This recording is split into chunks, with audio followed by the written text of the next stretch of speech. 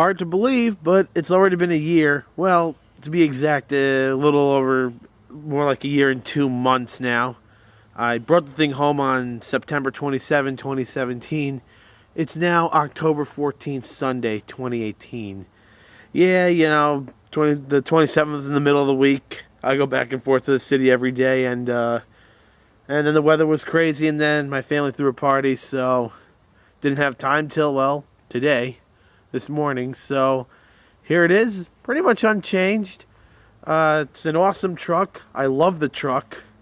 Just have to pay for gas. Nothing has been breaking on it. It's just a great truck.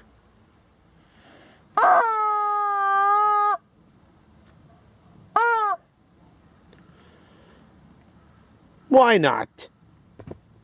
Although the one eensy-weensy little problem I don't run into is, I don't know how the camera's going to pick it up.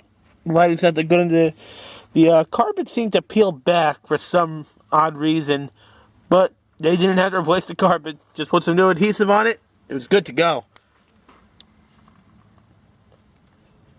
Yeah, my truck's being guarded by a blue chicken. Nothing else to see. Everything's been good. The only notable thing I did was back here, cut the wood to length to cover the prep package, because when it snows in the winter, I gotta shovel the snow out of the bed. Well, the snow shovel damaged one of these here, the plastic covers. Now, you can't buy just one. No, you gotta buy the whole 5-pack, and you can only get it from the dealer, which maybe, a big maybe, but just maybe would be forgivable if they weren't asking $55 for it. So pretty much these little plastic craps here are $11 a piece. What a rip. Because you and I both know that it probably costs just $1, if that, to have it injection molded in some Chinese prison. There lies my other reason for running around the wood. So you see, these spray-on bread liners, they're not bad at all. I mean, it reduced the severity of the blow, but this is going to be inevitable with any pickup truck. Yeah, you got some minor dings or some dents, but just know that the bed liner is not going to make them indestructible. I would have rather Line-X, but this is what FCA uses. So, and if anything ever has to really go wrong with the liner, this is what they're going to cover. So that's what they had to use. That's what I had to go with, even though I would have rather Line-X. So that's the other reason I run with that piece of wood. It's a 3/4 inch thick plywood. It's getting a little disgusting, so I am going to have to get a new piece soon. Yep, there's the plug for the 5th wheel up there. So yeah, do be careful. It is surprisingly just a little bit thin-skinned. So just wanted to put that out there. The only other notable mishap I had, a little dent in the bumper here. The camera didn't see it, but I had to parallel park on what was a curve as well. So the camera didn't pick up the posts that protect the fire hydrants. I was in the Bronx somewhere. But you know what? Thankfully, it's just the bumper. The bumper did its job. I'm just glad it got the bumper end, not the sheet metal, because then that would have really sucked. And the only other thing I did back here, got this toe strap loop. I do have some slings in the truck, so this is actually very useful to have. Likewise in the engine, left it alone, just got an OE style air filter because I looked into the intake that K&N makes for this truck, and it actually uses the bottom half of the stock airbox, because that's just how good the stock airbox is at getting cold air from the outside. And then look how big this filter is, but also look at the tubing. It's only at or above the diameter of the throttle body. And the filter's already encased as well, because plastic is somewhat of an insulator. So for this particular truck, I don't see what getting an intake's going to do. This is one of those vehicles where the stock intake is actually very well designed. So I just went with a stock K&N air filter, or I mean not stock, but rather an OE style replacement. Yeah, look at that, still got the date. And exactly 3,000 miles. Truck runs great. And for anyone who wants to give me the oil in the mass airflow nonsense, never heard of that problem. Never had that problem with any of my other cars. And this is just an air temperature sensor. Yes, Chrysler products still like to use speed density.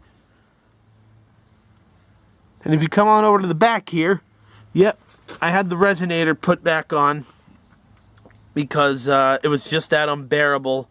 The head-pounding drone was that bad, and it's funny, you can still hear that sound, but you only hear it coming from the back now, so this resonator really does its job. So if you're going to get a Flowmaster Super 40, keep this resonator. Even if you get the 50 series big block, and I mentioned that other muffler because that's the only one that comes in 3.5 inch.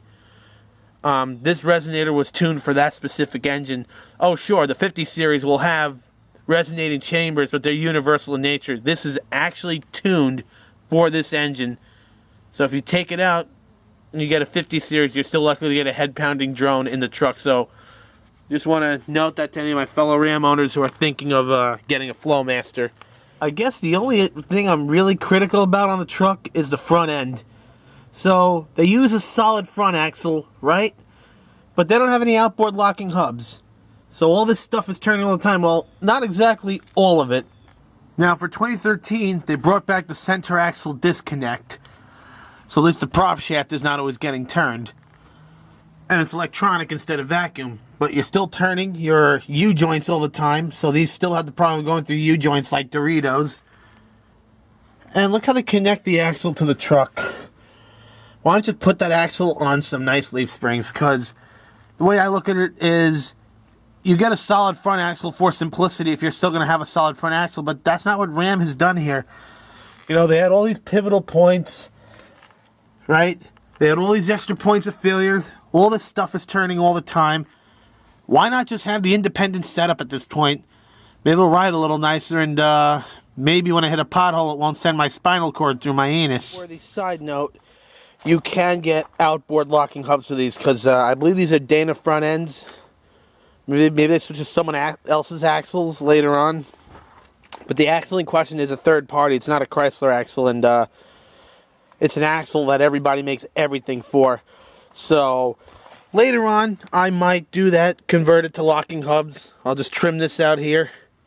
Everybody makes everything for these, so something to consider. Obviously, I'm not going to do that now because there's really no need to at the moment.